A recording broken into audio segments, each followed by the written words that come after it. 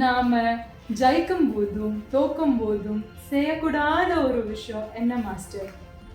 நீங்க கேட்ட கேள்வி மிகவும் ஒரு அஹ், அற்புதமான ஒரு கேள்வி, மனம் சார்ந்த ஒரு கேள்வி.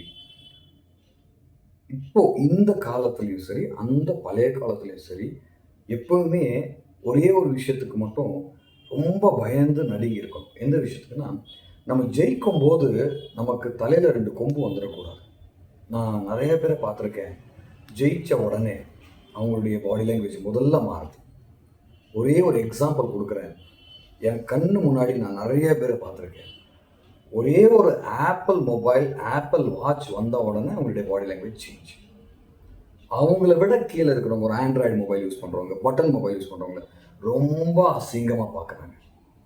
நான் சொல்றேன், உங்களுக்கும் அவங்களுக்கும் மத்தியில கடவுள் இருக்கார். நீங்க அவங்கள அசிங்கமா பார்க்கறது, உங்க பாடி லாங்குவேஜ் வெறும் ஒரு ஆப்பிள் மொபைல்னாலயும், வெறும் ஒரு ஆப்பிள் வாட்ச்னாலயும் மாறுதுன்னா கடவுள் பார்த்துக்கிட்டே இருக்கார். ஒரு விஷயம். 2வது, தோக்கும்போது நெறைய பேர் பண்ற ஒரே ஒரு தப்பு, மனசை இழந்துடுறீங்க. தைரியத்தை இழந்துடுறீங்க. நோ. ஒரு நொடி கூட துக்கம் வேண்டாம்.